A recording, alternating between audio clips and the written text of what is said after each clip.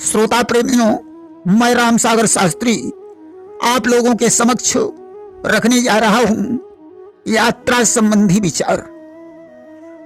देखिए, यात्रा मुहूर्त के लिए दिशाशूल, नक्षत्र, योगिनी, भद्रा, चंद्रमा, तारा इत्यादि का विचार किया जाता है। दिशाशूल के लिए लिखा है कि सोम शनिचर पूर्व न चाला, मंगल बुध उत्तर दिश काला, रवि शुक्र पश्चिम नहीं जाई, और दक्षिण गुरु देई बिसराई।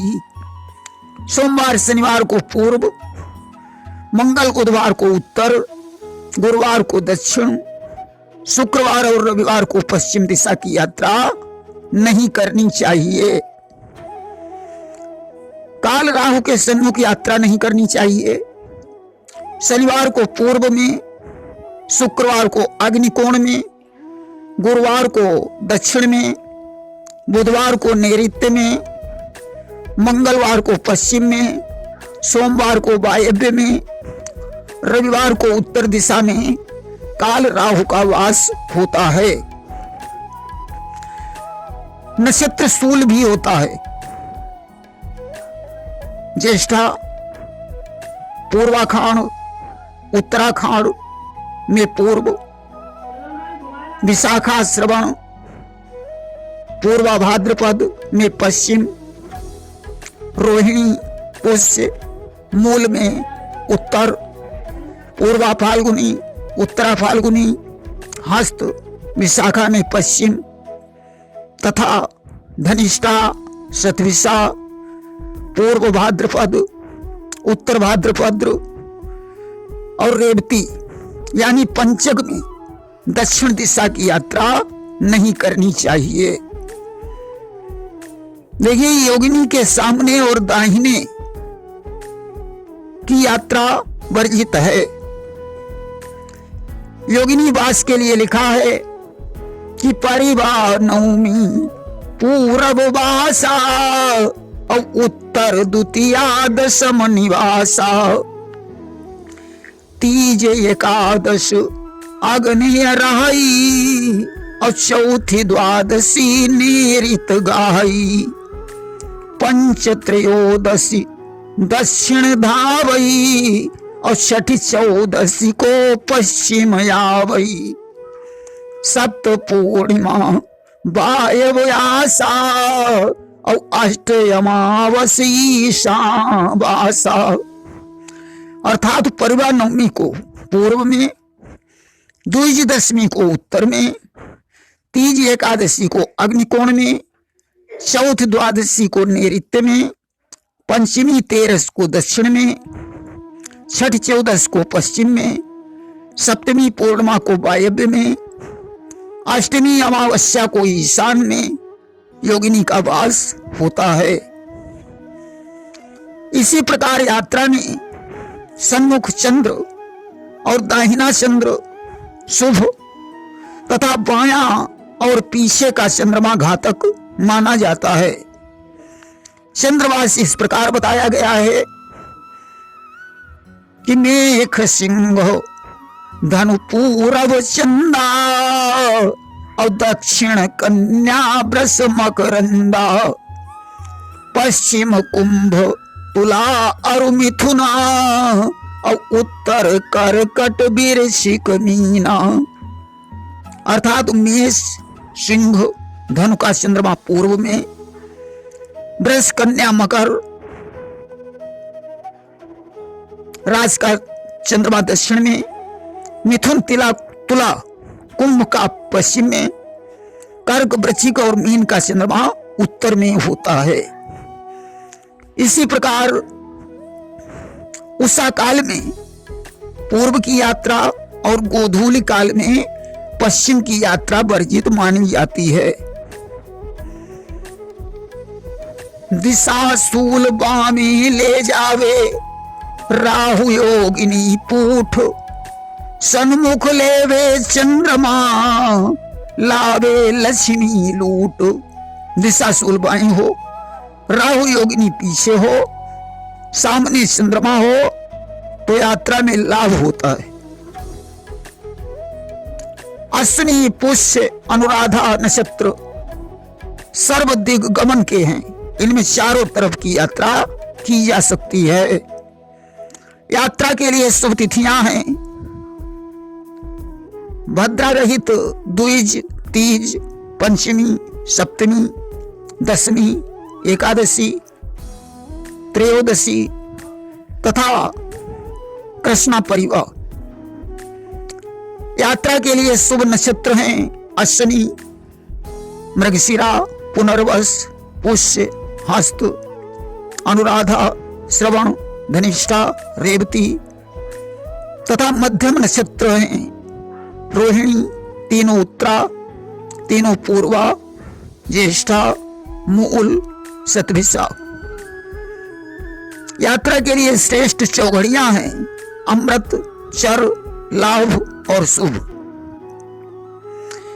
यात्रा के लिए शुभ होरा है चंद्र, बुध, गुरु, शुक्र, इनकी होरा। यात्रा के लिए शुभ चंद्रमा है पहला, तीसरा, छठा, सातवां, दसवां, 11वां तथा शुक्ल पक्ष में 5वां, 9वां। यात्रा में शुभ तारा है 1, 2, 4, 6, 8, 0। देखिए कुंभ या कुंभ के नवांश लग्न में यात्रा वर्जित है, अतः लग्न शुद्धि का विचार भी कर लेना चाहिए। प्रतिदिन 1.5 घंटे का राहु काल होता है। रविवार को सायं 4:30 से 6 बजे तक, सोमवार को प्रातः 7:30 से 9 बजे तक, मंगलवार को दिन में 3 बजे से 4:30 बजे तक, बुधवार को दिन में 12 बजे से 1:30 बजे तक, गुरुवार को दिन में 1:30 बजे से 3 बजे तक, शुक्रवार को प्रातः 10:30 बजे से 12 बजे तक, शनिवार को प्रातः 9 बजे से 10:30 बजे तक राहु काल होता है। इसी तरह 1.5 घंटे का प्रतिदिन यमगंड काल और गुलिक काल भी होता है। इसमें गुलिक काल निर्वाह योग्य है, यमगंड का सामान्य दोष होता है। यदि दिशाशूल में यात्रा करनी हो तो रविवार को दही, चीनी, इलायची खाकर करें, सोमवार को खीर खाकर, मंगलवार को दलिया खाकर, बुधवार को दूध पीकर, गुरुवार को दही खाकर, शुक्रवार को दूध, दही, लस्सी पीकर, शनिवार को तिल मिले हुए चावल खाकर यात्रा करनी चाहिए। खास तौर से ज्येष्ठा को पूर्व, पूर्वा भाद्रपद को दक्षिण, रोहिणी को पश्चिम, उत्तरा फाल्गुन को उत्तर में शूल दोष होता है। इसमें यात्रा उस दिशा में नहीं करनी चाहिए उस नक्षत्र को। छठ, द्वादशी, अष्टमी, शुक्ला परिवार तथा पूर्णिमा, अमावस्या, रिक्ता यानी चौथ, नवमी, चौदस यात्रा में छोड़ देनी चाहिए, बाकी शुभ है। स्वाति, कृतिका, आद्रा, विशाखा, चित्रा, अश्लेखा, मघा, भरणी, ये 8 नक्षत्र यात्रा में छोड़ देना चाहिए। कार्य सिद्धि की यात्रा में न्यायालय, वाहन प्रयोग, रोग में, अधिकारी से मिलने में, घात चक्र का विचार अवश्य करना चाहिए। अमृत सिद्ध योग बहुत शुभ माना जाता है। इस समय सभी कार्य शुभ होते हैं, परंतु गुरु पुष्य से बना योग, विवाह में शनि रोहिणी से बना योग, यात्रा में मंगल अश्विनी से बना योग गृह प्रवेश में वर्जित माना जाता है। पुष्यामृत 4, 8, 12 चंद्रमा के दोष को भी दूर कर देता है, परंतु रविवार का पुष्य तंत्र मंत्र सिद्धि जड़ी बूटी के संग्रह के लिए ठीक है। गुरुवार का पुष्य व्यापारिक एवं आर्थिक लाभ के लिए श्रेष्ठ है, परंतु यह विवाह में वर्जित माना जाता है। शुक्रवार को पुष्य उत्पात योग होने के कारण सभी कार्यों में वर्जित माना जाता है। यात्रा में शुभ शकुन हो तो श्रेष्ठ माना जाता है तथा अपशकुन हो तो नेष्ट माना जाता है। नाक्षत्रिक रवि योग भी दोष संग विनाशक माना गया है। सर्वार्थ सिद्धि योग, अमृत सिद्धि योग आदि शुभ योगों में यात्रा करना श्रेष्ठ है। हिम्बर योग से यात्रा करना भी शुभदायक है। टेलक योग का प्रयोग अनैतिक कार्यों में ही किया जाता है। यात्रा के प्रारंभ में नासिका का जो स्वर चले उसी पैर को पहले निकालना चाहिए। चंद्र यानी बाएं स्वर में बायां पैर 2, 4, 6 डग आगे रखें। सूर्य यानी दाएं स्वर में दाहिना पैर 1, 3, 5 डग आगे रखें। अगर पास की यात्रा में जाना है तो सूर्य स्वर ठीक है, दूर की यात्रा में जाना है तो चंद्र स्वर फलदायी होता है। यदि दोनों स्वरों का मेल हो तो सभी कार्य सिद्ध होते हैं। देखिए, अमावस्याएं 3 प्रकार की होती हैं। शनिवाला, दर्श और कुहू। प्रातः काल से लेकर रात्रि तक जो अमावस्या रहती है उसे शनिवाला कहते हैं। 14 से युक्त यानी 14 के बाद जो अमावस्या शुरू होती है उसे दर्श अमावस्या कहते हैं। तथा प्रतिपदा से युक्त यानी अमावस्या के बाद परिवा लग जाए तो उसे कुहू कहा जाता है।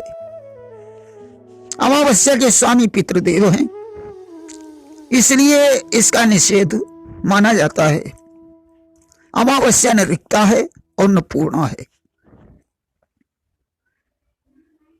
देखिए, गर्भिणी को और बिना मुंडन हुए बच्चे को तथा नव विवाहिता को शुक्र के सामने या दाहिने यात्रा नहीं करनी चाहिए तथा नव विवाहिता को शुक्र अस्त होने में ससुराल तथा तीर्थ यात्रा नहीं करनी चाहिए।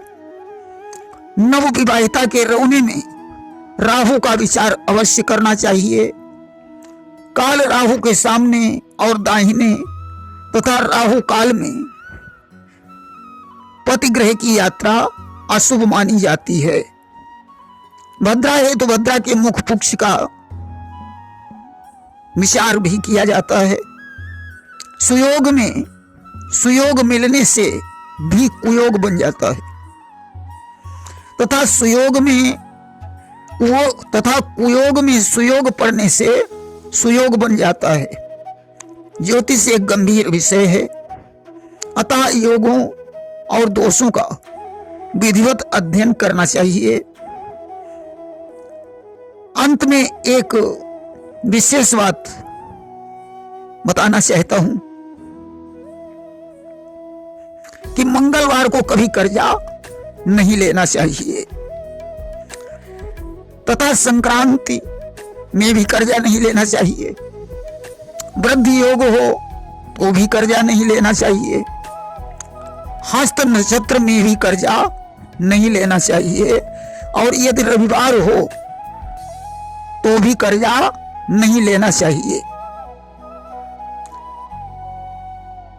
इन दिनों में कर्जा वापस करना तो ठीक है, परंतु कर्जा लेना ठीक नहीं है, क्योंकि वो कर्जा जल्दी अदा नहीं हो पाता है।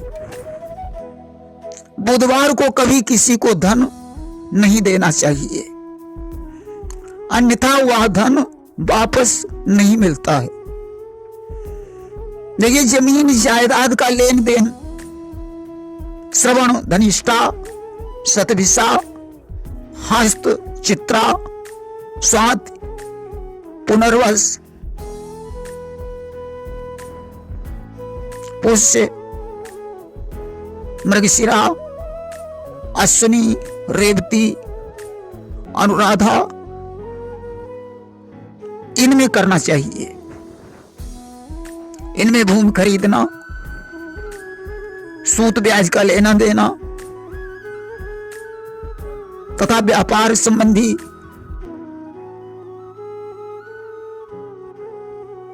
और सौदा संबंधी कार्य ठीक है। तीनों उत्तरा, तीनों पूर्वा, विशाखा, रोहिणी, कृतिका, मघा, आद्रा, भरणी, अश्लेखा, मूल, इनमें चोरी गया हुआ धन और धरोहर रखा हुआ धन, उधार दिया हुआ धन, गड़ा हुआ धन कभी वापस नहीं मिलता है। इनका विशेष ध्यान रखना चाहिए। प्रेम से बोलिए वृंदावन बिहारी लाल की जय।